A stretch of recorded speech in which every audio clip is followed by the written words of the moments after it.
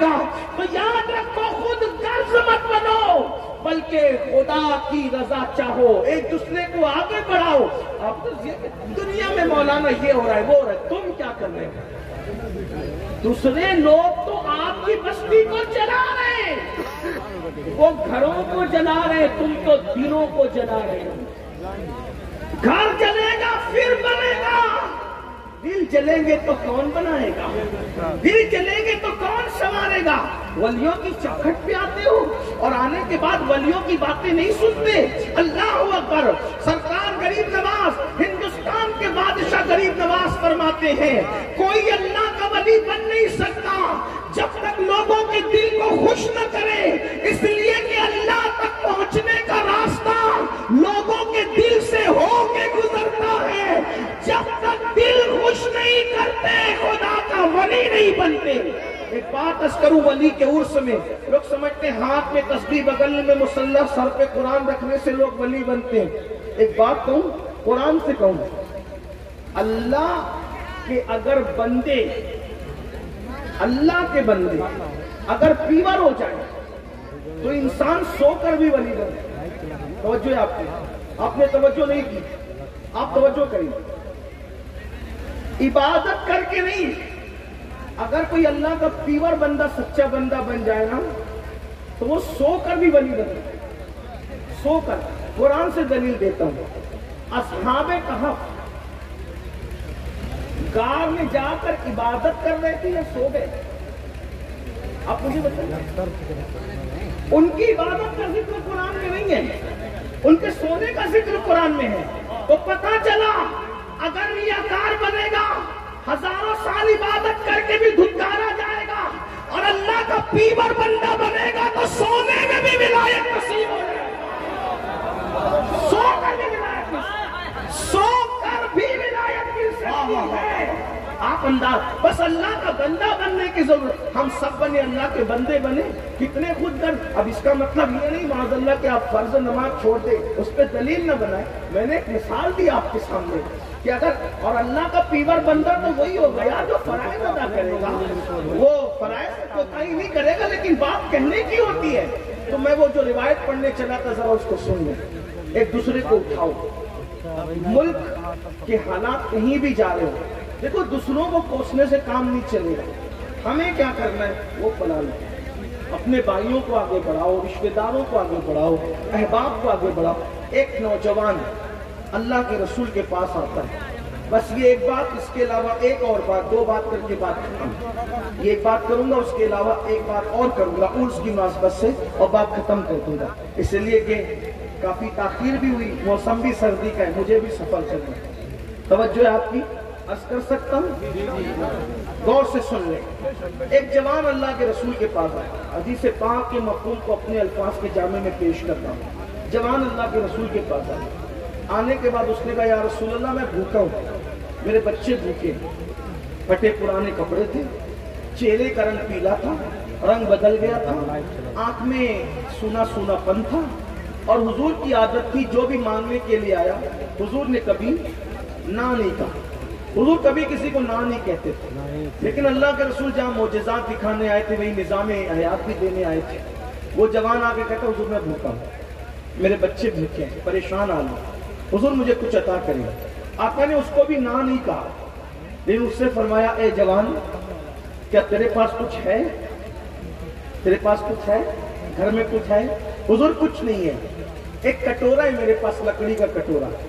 آقا نے اسلام نے فرمایا وہ لکڑی کا کٹورا میرے پاس ہے. وہ کٹورا لے کر کے آئے, حضور نے اپنے خوبصورت گورے گورے ہاتھوں میں وہ کٹورا لیا, اور لینے کے بعد اعلان کیا کون اس کو خریدے گا. اب اللہ کے رسول کے ہاتھ میں جب وہ کٹورا آ جائے, توجہ فرمانا, جو رسول اللہ کا تبرک ہوتا ہے, جو پنجتن پاک کا تبرک ہوتا ہے, جو اللہ والوں کا تبرک ہوتا ہے, تبرکات ہوتی وہ ہیں کہ اس کی طرح کچھ نہیں ہوتا. جب تک لکڑی کا کٹورا گھر میں تھا, صرف لکڑی کا کٹورا تھا, ایک بار میرے رسول کے ہاتھ میں کیا گیا, اب وہ لکڑی کا کٹورا نہ رہا, وہ تو رشک جنت بن گیا نا. اور پھر مجمع صحابہ کا تھا, صحابہ نے بڑی بڑی قیمت لگائی، بالآخر ایک صاحب نے بڑی قیمت دے کے خرید دیا۔ اللہ کے رسول نے وہ کٹورے کی قیمت لی اور اس نوجوان سے کہا، دیکھ مانگنے میں خیر نہیں ہے، محنت میں برکت، محنت میں برکت، مانگ مت۔ اسلام میں دینے کی ترغیب ہے، مانگنے کا ذکر کہیں نہیں۔ جب تک تم دیتے رہے غالب رہے، جب سے مانگنے لگے ہو نا، مانگ رہے ہو، جہیز کے نام پہ مانگ رہے ہو، کس کس چیز کے نام پہ مانگ رہے ہو، حالات دیکھیے، مانگ رہے مسلمان۔ اب تو حالات اس قدر ابتر ہو گئے کہ امام حسین کی سبیل کے لیے بھی میری قوم چندہ کرتی ہے۔ سوچیے، جو قوم امام حسین کے شرمت کے لیے بھی چندہ کرے، وہ قوم کتنی چندے کی عادی ہوگی، سوچیے، غور کیجئے۔ جس نے خون دیا، خون کہیں سے مانگ کے نہیں دیا، اپنا خون بہایا، اس کے لیے ہم اپنے گھر سے بھی سبیل نہیں بنا پا رہے ہیں، چندہ کرنا چاہتے ہیں۔ جبکہ ایک ایک مسلمان ایسا ہے واللہ کہ اگر خود وہ یہ طے کر لے کہ میں نے شربت پلانا ہے امام حسین کے نام پہ، تو 365 دن کم پڑ جائیں گے، سنیوں کی سبیل زیادہ ہو جائے گا۔ لیکن مزاج بن گیا نا چندے کا، مزاج بنے چندے کا، چاہتے ہیں کہ کوئی کام چندے کے بغیر نہ کرے، جلسہ کرے تو چندہ کرے، سبیل بنائے تو چندہ کرے، امام حسین کے نام پہ کھچڑا بنائے تو چندہ کرے۔ اتنے عادی ہو گئے وہ چندے، یعنی لاشعوری طور پر تمہیں کہیں نہ کہیں مانگنے کا عادی بنایا جا رہا ہے۔ میری قوم کے جوانوں، اللہ کے رسول نے پوری ظاہری حیات میں صرف ایک مرتبہ اعلان کیا تھا، بس ایک بار، جنگ تبوک کے موقع پہ، کہ کون لا کر اللہ کی راہ میں دیتا ہے۔ اس کے علاوہ حضور کا اس طرح سے اعلان آپ کو پھر پوری زندگی کے اندر نظر نہیں آئے گا۔ مسلمانوں کہاں ہو، بلکہ میں تو آپ کو ایک مشورہ دیتا ہوں، مسجد 6 مہینے کے بعد بناؤ، مسجد بنانے سے پہلے مسجد کی آمدنی کے لیے کوئی عمارت بناؤ، تاکہ کچھ مسجدیں ہماری ایسی ہو جو بغیر چندے کے چلے۔ مدرسہ 5 سال کے بعد بناؤ، مدرسے سے پہلے کوئی ایسی عمارت آمدنی کی اس کی بنا دو، تاکہ کچھ مدارس بغیر چندے کے چلے۔ میرے آقا علیہ السلام کے پیارے دیوانوں، ہم چندے، آپ لاشعوری طور پہ عادی ہو رہے ہو، مانگنے کے عادی۔ اسلام دینے کا مذہب ہے، مانگنے کا مذہب نہیں۔ آقا نے فرمایا اوپر والا ہاتھ بہتر ہے نیچے والے ہاتھ سے۔ آپ دیکھ لو، سرکار غریب نواز کی چوکھٹ پہ آپ کو اکبر نظر آئے گا، غوری نظر آئے گا، تغلق نظر آئے گا، خلجی نظر آئے گا، غریب نواز کسی بادشاہ کی چوکھٹ پر نظر نہیں آئیں گے۔ آپ دیکھ لو، ولیوں کے ماننے والے سنیو، یہ تم نے بدعتیوں سے سیکھا ہے مالداروں کی گداگری، ورنہ ہمارے اولیاء تو وہ ہیں۔ واللہ حضرت محبوب الہی نے خانقاہ کے 2 دروازے بنائے تھے، بادشاہ کہتا تھا ملنے آنا ہے، ملنے آنا ہے، ملنے آنا ہے، محبوب الہی فرماتے تھے ہمیں بادشاہوں سے کیا کام، جو بادشاہ حقیقی سے 5 وقت ملتے ہو، وہ دنیا کے بادشاہ سے کیوں ملے؟ ہم تم سے نہیں ملتے کیونکہ ہم تم سے ملنے کے آداب نہیں جانتے، اور ہم تمہیں اس لیے خانقاہ میں نہیں بلاتے کہ ہم تمہاری مہمانی کے آداب نہیں جانتے۔ اگر بادشاہ ایک دروازے سے آئے گا تو خانقاہ کے 2 دروازے اس لیے بنائے ہیں، ایک سے وہ آئے گا، دوسرے سے ہم چلے جائیں گے۔ آپ دیکھیں ولیوں کی صرف کرامتیں دیکھیے، یہ ان کی استقامت بھی دیکھو۔ اور ایک محفل میں ہو گیا، توجہ کریں، عنوان نہیں ہے لیکن بات آ گئی ولی کی مناسبت سے، ایک محفل میں ہو گیا کیا کہ کسی کا انتقال ہوا، اور وہ تعلق والا تھا، بادشاہ کا بھی تعلق والا تھا، محبوب الہی کا بھی۔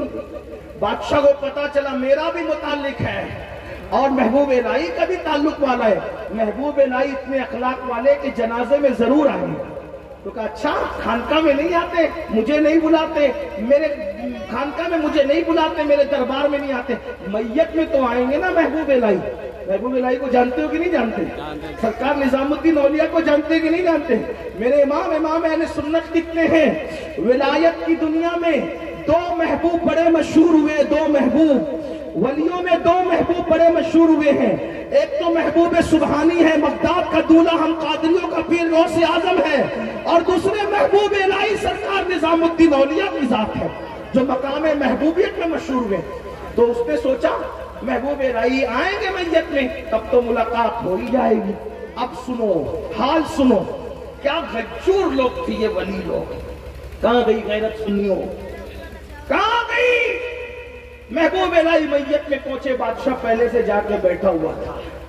آپ پہنچے اور پہنچنے کے بعد پیر پھیلا دیے بادشاہ کی، پیر پھیلائے بادشاہ کی طرف، پیر پھیلا دیے۔ بادشاہ کا وزیر جو چمچہ تھا اس نے کہا اتنے بڑے عالم، اتنے بڑے فقیر، اتنے بڑے ولی ہو، بادشاہ کے سامنے پیر پھیلا رہے ہو؟ ہنس کے کہتے ہیں کیوں نہ پھیلاؤں، دنیا کا دستور ہے جہاں ہاتھ پھیلتے ہیں وہاں پیر نہیں پھیلتے، اور جہاں ہاتھ نہیں پھیلتے وہاں پیر ہی پھیلا کرتے ہیں۔ تیرے بادشاہ کے سامنے پیر پھیلا کے بتا رہا ہوں، مسجد میں پیر نہیں پھیلاتا اس لیے کہ وہاں ہاتھ پھیلاتا ہوں، اور اس کے سامنے ہاتھ نہیں پھیلاتا اس لیے اس کے سامنے پیر پھیلاتا ہوں۔ یہ غیرت کی ان لوگوں کی آج کہاں گئے؟ مسلمان کی غیرت۔ اب یہ غیرت کب آتی ہے؟ جب دولت آتی ہے، ایمان کے ساتھ جب دولت آتی ہے تب یہ غیرت آتی ہے۔ غریب لوگوں کا کام ہے، مفلس لوگوں کا کام ہے۔ محبوب الہی کا اس دور میں 200 روپے کے حساب سے ماہانہ خرچ تھا لنگر کا۔ جب لوگ ایک آنے میں بھی مکان خرید لیتے تھے، جب میرے سرکار محبوب الہی 200 روپے لنگر پہ لٹاتے تھے۔ ایک دن بادشاہ نے کہا یہ نظام الدین ہمارے ماننے والے سپاہیوں کے چندے پہ لنگر کرتا ہے اور لوگوں کے دل جیتتا ہے، خبردار کوئی سپاہی نظام الدین کی خانقاہ میں نہیں جائے گا اور کوئی اس کو نذرانہ نہیں دے گا۔ حضرت امیر خسرو نے آگے کہا سرکار بادشاہ کا اعلان ہوا ہے کوئی سپاہی آج کے بعد خانقاہ میں نہیں آئے گا، آپ کو نظر پیش نہیں کرے گا۔ کہا کیوں؟ کہ وہ کہتا ہے کہ ہمارے چندے پہ لنگر کرتے ہیں اور لوگوں کا دل جیتتے ہیں۔ محبوب الہی نے مسکرا کے کہا آج کے بعد لنگر کا خرچہ ڈبل کر دو تاکہ اس کو پتا چل جائے ہم چندے پر لنگر نہیں کرتے، خدا کی عطا پر کرتے ہیں۔ یہ ہمارے بزرگوں کی شباب۔ ایک دن بادشاہ ملنے کے لیے آ ہی گیا، ایک دن بادشاہ ملنے کے لیے آ ہی گیا۔ محبوب الہی نے بولا میں نہیں ملوں گا، اس کو میرا استبل گھما دو، جاؤ میرا استبل دکھا دو۔ یہ لوگ ہیں، آپ کیا سمجھ رہے ہیں لوگ؟ ولیوں کو کیا ہمیں پتہ ہی نہیں، بتائی نہیں گئی ہے، ہم نے کبھی پڑھنے کی جاننے کی کوشش نہیں کی ہے۔ محبوب الہی سے بادشاہ ملنے آیا اور کیا ہوا؟ آپ نے فرمایا جاؤ اس کو میرا استبل بتاؤ۔ استبل کس کو کہتے ہیں؟ جس میں گھوڑے بنتے، گھوڑے بن کے استبل دکھاؤ۔ بادشاہ کو استبل میں لے گئے تو گھوڑوں کے گلے میں جو چین تھی، زنجیر، وہ سونے کی تھی اور جو کھوٹیاں تھی وہ چاندی کی تھی۔ بادشاہ نے جب گھوڑوں کے، بیلوں کے، گایوں کے، بکریوں کے گردن میں سونے کی زنجیر اور کھوٹیاں چاندی کی دیکھی تو کہا واہ، ہمیں دنیا دار کہنے والا نظام الدین اتنا بڑا دنیا دار نکلا۔ ہم نے تو گھوڑوں کو سونے کی زنجیر نہیں پہنائی اور تمہارے پیر نے پہنا دی۔ کوئی دوڑتا ہوا مرید گیا، کہا سرکار آپ کو ایسا بول رہا تھا، اس کو جا کے جواب دے یہی تو فرق ہے تجھ میں اور مجھ میں کہ تو نے اس سونے کو دل میں جگہ دی ہے اور میں نے اس سونے کو جس کا وہ حقدار تھا وہاں جگہ دی ہے۔ وہ جانوروں کے گلے میں رہنے کی چیز تھی، میں نے اس کو جانور کے گلے میں رکھا، اپنے دل میں نہیں رکھا۔ دل میں تو یار بستا ہے، دل میں تو یار کا پیار بستا ہے۔ یہ وہ لوگ ہیں میرے بھائیوں جنہوں نے حکومتیں بانٹی، جنہوں نے آج ہم کیا ہو گئے؟ وجہ آج ہم اللہ والے نہ رہے، ہم نفس کے غلام ہو گئے۔ بات دور نکلتی ہے۔ عرض کیا کر رہا تھا؟ وہ جوان حضور کے پاس آیا، حضور نے اس کا کٹورا لیا، کٹورا نیلام کیا اور کٹورا نیلام کرنے کے بعد فرمایا مانگنا نہیں چاہیے، محنت میں برکت ہے، بول کیا کرنا جانتا ہے؟ حضور مجھے کچھ نہیں آتا، صرف لکڑیاں کاٹنا جانتا ہوں۔ آقا نے فرمایا جاؤ کڑھاڑی لے کر آؤ۔ وہ کڑھاڑی لانے گئے، حضور نے وہ ڈنڈا تیار کر کے رکھا اور کڑھاڑی میں لگایا اور فرمایا یہ لو جاؤ محنت سے لکڑی کاٹو، پیسہ کماؤ۔ وہ روزانہ لکڑی کاٹتے پیسہ کماتے، لکڑی کاٹتے پیسہ کماتے۔ جو مانگنے آیا تھا کچھ دنوں کے بعد وہ نذرانہ لے کر آیا، چہرے کا رنگ بدل گیا، وہ پیلا رنگ تھا وہ سرخ ہو گیا، آنکھیں خالی تھے آنکھیں بھر گئی، اللہ اکبر، پریشانی دور ہو گئی، پھٹے پرانے کپڑے اچھے کپڑوں میں تبدیل ہو گئے۔ پتہ ہے میرے آقا کے پاس آئے، حضور یہ نظر لے کر آئے۔ سرکار نے نظر تو ہاتھ میں نہیں لی، فرمایا اس کو پہچانتے ہو؟ صحابہ نے کہا جی حضور اس کو جانتے ہیں، یہ وہی ہے نا جو کٹورا بیچ کر کے اس کو کڑھاڑی دی گئی تھی۔ ہاں آقا نے کہا۔ پھر اس کے بعد میرے آقا علیہ السلام نے فرمایا اللہ تجھے مزید برکت دے، یہ نذرانہ لے کر جا، اپنی اولاد پر اپنے بچوں پہ خرچ کر، محنت میں برکت ہے۔ اور اس کا ہاتھ جب حضور نے دیکھا، پہلے اس کا ہاتھ نرم تھا اس جوان کا، لیکن چند دنوں کے بعد لکڑی کاٹتے کاٹتے اس کا ہاتھ سخت ہو گیا، ہاتھ میں چھالے آ گئے۔ حضور نے اس جوان کا ہاتھ لیا اور ہاتھ اب اس کا سخت ہو گیا تھا، آقا علیہ السلام نے ہاتھ لیا اور ہاتھ لے کر کے چوم لیا اور فرمایا جو ہاتھ حلال کماتے کماتے، جو ہاتھ حلال کماتے کماتے سخت ہو جاتے ہیں، اللہ ان ہاتھوں پر جہنم کی آگ کو حرام فرما دیتا ہے۔ کاروبار کرنے میں شرم محسوس مت کرو، کمانے میں شرم محسوس مت کرو، مالدار بنو، لوگوں کے ساتھ جینا ہے۔ اور آخری بات، ولیوں کے آستانے پر جاؤ نا، ادب سے جاؤ۔ ولیوں کے آستانے پہ جاؤ تو ادب سے جاؤ، جتنا ادب کرو گے اتنا ملے گا۔ یاد رکھنا بہت سی چیزیں ایسی ہوتی ہیں جو فرض و واجب نہیں ہوتی، صرف آپ کے دل پر وہ ہوتی ہے۔ جیسے مثال کے طور پر ہم لوگوں کو یہ بتایا گیا بچپنے سے، جہاں ولی کا آستانہ ہو بیٹے وہاں کبھی پیر لٹکا کے نہیں بیٹھنا، توجہ کرنا۔ تو مانگنے سے جو نہیں ملتا ولیوں کی یہاں ادب کرنے سے ملتا ہے۔ اب لوگ ولیوں کے آستانے پہ جاتے ہیں، وہاں پر کیا ہوتا ہے؟ بھول اپاڑ کرتے ہیں، مستی مذاق کرتے ہیں۔ آپ کے یو پی میں کیا ماحول ہے مجھے نہیں پتا، عرس کے ماحول کو لے کر میں ہندوستان بھر میں دیکھ رہا ہوں کہ جب عرس ہوتا ہے ایک دن آپ علماء کی تقریر کراتے ہو اور ایک دن قوال اور قوالن کا مقابلہ کراتے ہو۔ اب بتائیں آپ اتنی بری بات، دیکھو یہاں نہیں ہوتا ہے لیکن یو پی میں ہوتا ہے، ہاں مجھے سب پتا ہے، نہیں ہوتا تو اچھا ہے، بہت اچھا ہے۔ دیکھو جو خانقاہی محفل سما ہے، توجہ کرنا، جو خانقاہی محفل سما ہے ہم اس کو حرام نہیں کہتے، بلکہ خانقاہی محفل سما کو تو ہم روح کی غذا کہتے ہیں۔ جو ہمارے غریب نواز نے کیا، محبوب الہی نے کیا، ہمارے مخدوم صاحب نے کیا، بلکہ ہمارے مخدوم صاحب کا قول تو اتنا سخت ہے اگر پڑھ دوں تو کچھ لوگوں کو ہضم نہیں ہوگا، تو میں ایسی بات نہیں کرنا چاہتا کہ ہضم نہ ہو۔ اگر آپ کا ذوق ہے، آپ کو اگر ذوق ہے تو لطائف اشرفی اٹھا کر کے پڑھیں تو آپ کو سمجھ میں آئے گا۔ ہمارے بزرگ قطب الاقطاب غریب نواز کے جانشین سرکار بختیار کاکی کا وصال محفل سما میں ہوا۔ مولانا احمد جان کا شعر پڑھا جا رہا تھا، کشتگان خنجر تسلیم را ہر زمان از غیب جانے دیگر است، اسی پر آپ کی روح پرواز کر گئی۔ تو محفل سما جو خانقاہی ہے ہم اس پر کوئی بات نہیں کرتے۔ یہ جو بازاری قوالی ہے، قوال اور قوالن کا مقابلہ، یہ نہ خانقاہی لوگ جائز کہتے ہیں نہ درسگاہی لوگ جائز کہتے ہیں۔ اب بتاؤ اس طرح کا عرس کرو گے، ادھر میک اپ کر کے قوالن بیٹھے گی، ادھر قوال بیٹھے گا میک اپ کر کے، اور اس کے بعد مقابلہ ہوگا، فحش اشعار پڑھے جائیں گے، اور کوئی دیوبندی وہابی کو لا کر کے کوئی مولوی بتائے گا دیکھو یہ سنیت ہے، تو بتاؤ اس سنیت کو کوئی قبول کرے گا؟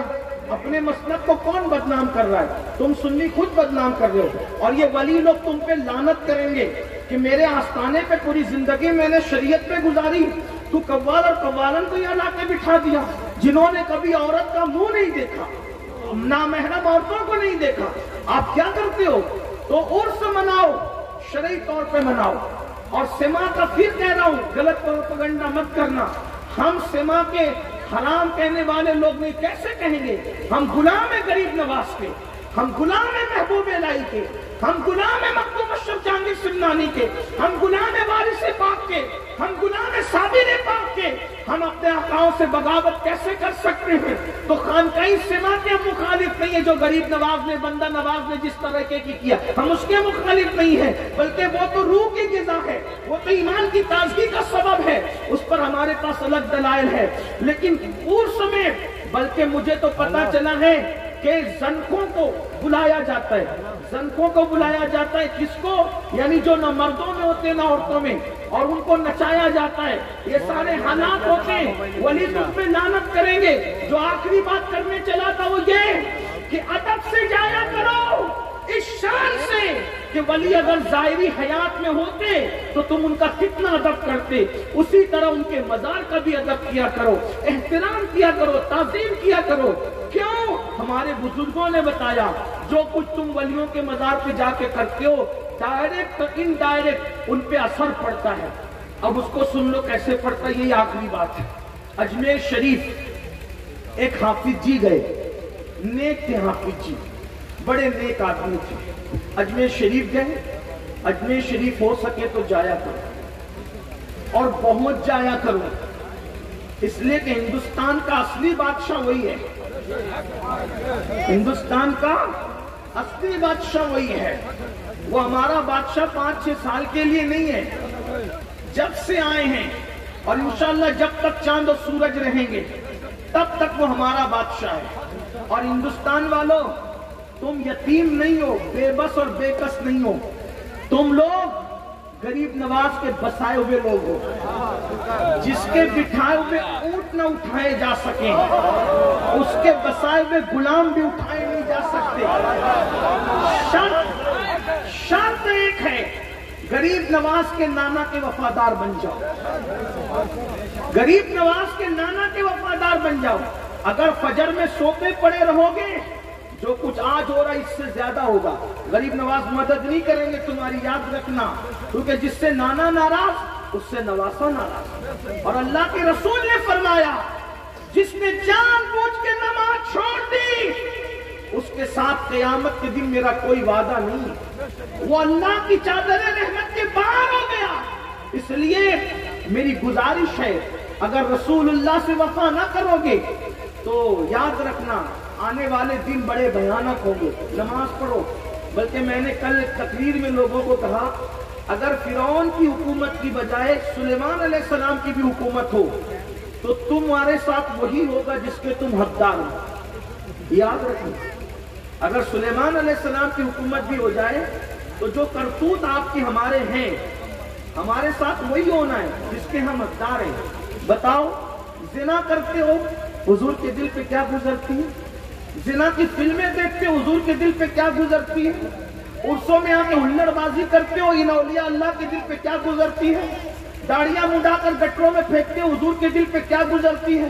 بیٹیوں کی شادی میں نچنیاں بلاتے ہو ناچنے کے لیے، حضور کے دل پہ کیا گزرتی ہے؟ بتاؤ، عرس کے اندر قوالن کو، نامحرم عورت کو۔ ارے میرے بھائی، ہم سنیوں کے مسلک میں عورت کی آواز سے تلاوت قرآن سننا جائز نہیں ہے۔ جب عورت سے قرآن سننا جائز نہیں ہے تو عورت سے قوالی سننا کیسے جائز ہو سکتی ہے؟ یہ اپنا مسلک ہے، اصل مسلک یہ ہے، اسی کو مسلک اعلیٰ حضرت کہتے ہیں۔ اگر کسی کو مسلک اعلیٰ حضرت حلق کے نیچے نہیں اترتا تو شاید اسی لیے نہیں اترتا کہ یہ ہے وہ کڑوا گھونٹ کہ جو سب کے حلق کے نیچے نہیں اتر سکتا۔ یہ بات ہے، اور یاد رکھنا ہم اسی مسلک اعلیٰ حضرت کے قائل ہیں جس کو امام اہل سنت نے اپنی تحریروں میں بیان فرمایا، اور انہوں نے فرما دیا کہ میرا مسلک میری کتابوں سے ظاہر ہے، اور الحمدللہ ان کی کتابیں ہمارے سامنے موجود ہیں، اور بے فضل تعالیٰ ہمارے علماء وہ سمجھانے کے لیے موجود بھی ہے۔ مسلمانوں، اس لیے ہوش کے ناخن لو، غریب نواز تمہیں ضرور بچائیں گے، اور ضرور بچائیں گے۔ کب تک؟ جب تک ان کے نانا کے وفادار رہو گے، اور اگر ان کے نانا سے وفا چھوڑ دی، یہی ناچ، یہی گانا، یہی تاش کے پتے، یہی آوارگی، یہی عورتوں سے ناجائز تعلقات، تو غریب نواز سے بڑے پاورفل امام حسین ہے۔ لیکن یاد رکھنا، عراق میں جو کچھ ہوا، کیا امام حسین نے بچایا عراقیوں کو؟ کیوں نہیں بچایا؟ عراقی عراق والے تو تھے، مگر حسین کے نانا کے ساتھ وہ وفا نہیں کر پا رہے تھے۔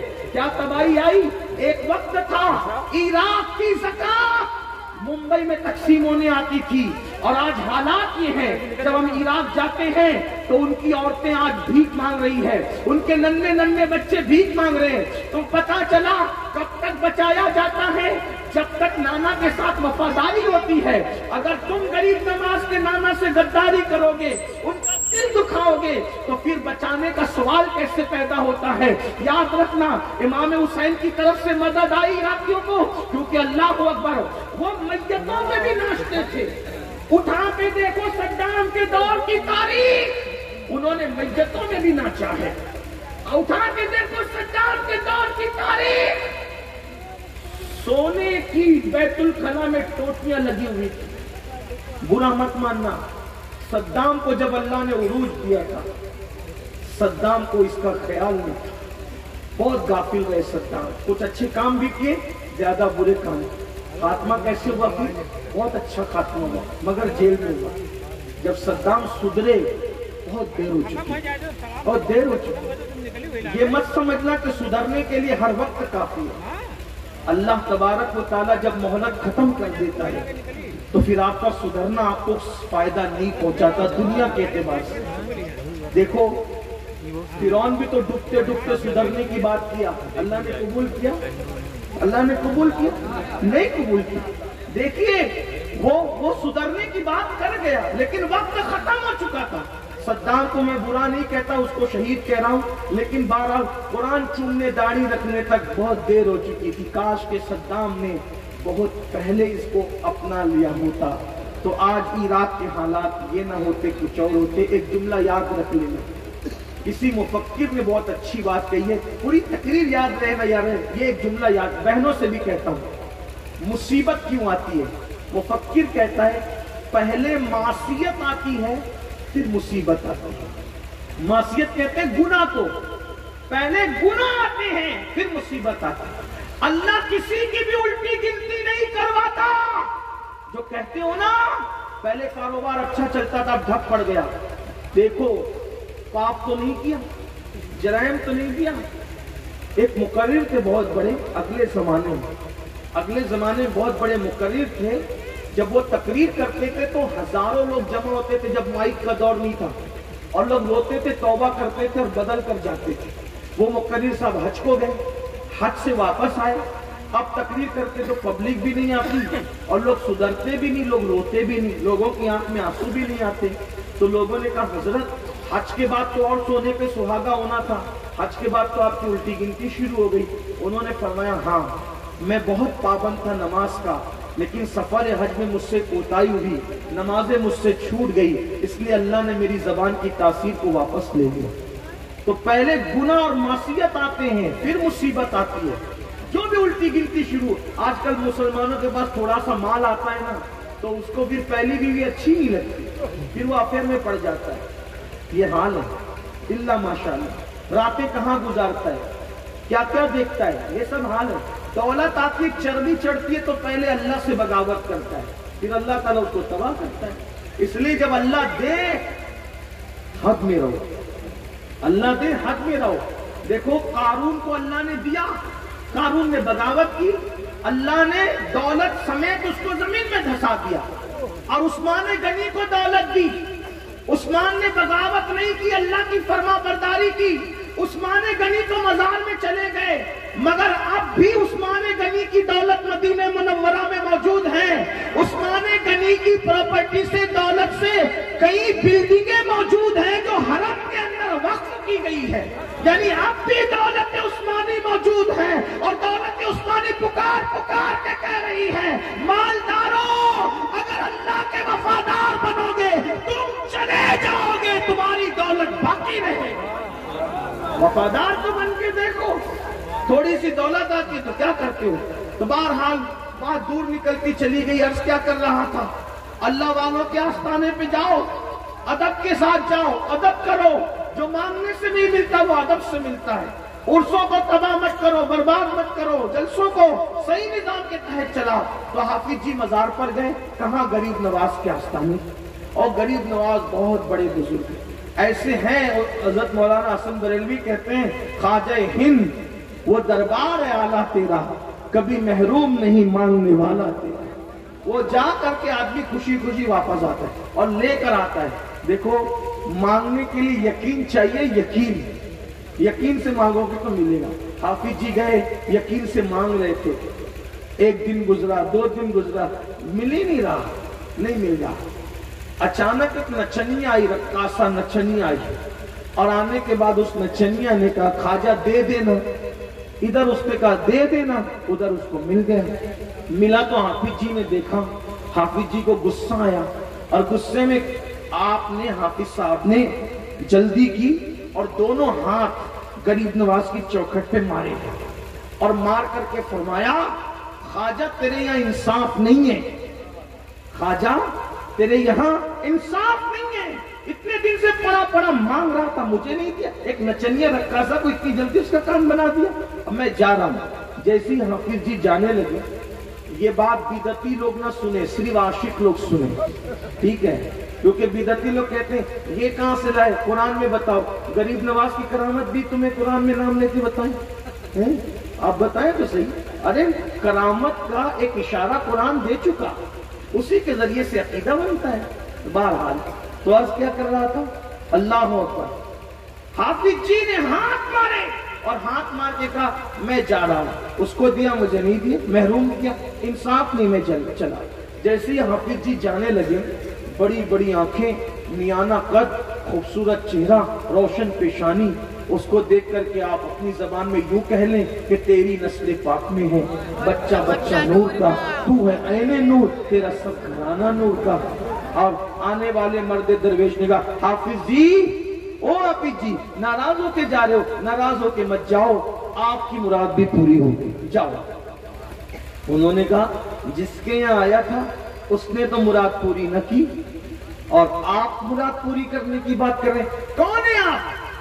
मुस्कुरा के कहा जिसकी चौखट पे आए थे ना, वही मोइनुद्दीन मैं हूं,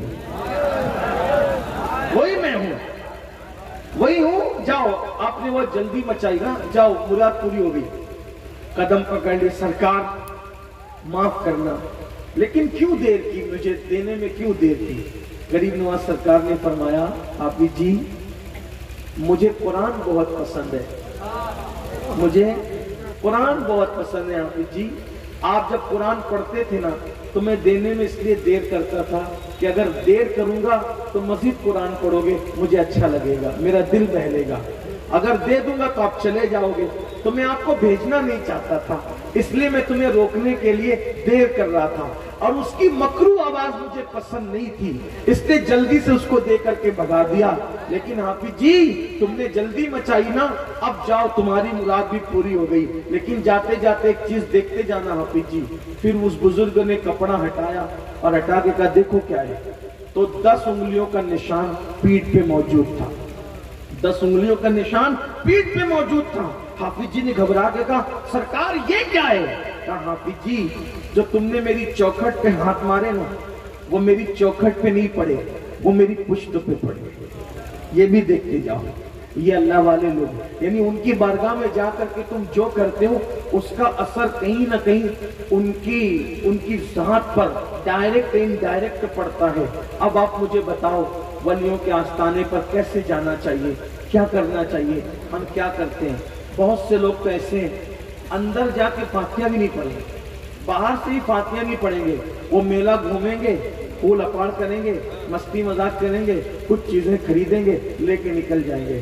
तो मतलब आप उर्स में नहीं गए, आप मेले में गए, आप बाजार में गए। याद रखना बाजार तो कहीं भी लगेगा, लेकिन अल्लाह वाले का उर्स कहाँ होगा, और उर्स की कद्र करो। हजरत शाह वलीउल्लाह दहलवी लिखते हैं कि 11वीं शब में, रबीउल आखिर की 11वीं शब में मैं मदीने मुनव्वरा में मौजूद था, तो मैंने क्या देखा कि मौला अली मौजूद हैं और सारे वली मौजूद हैं और कहीं जाने की तैयारी हो रही है। तो मैंने पूछा मौला से सरकार कहां जाने की तैयारी हुई इन सब को लेकर के?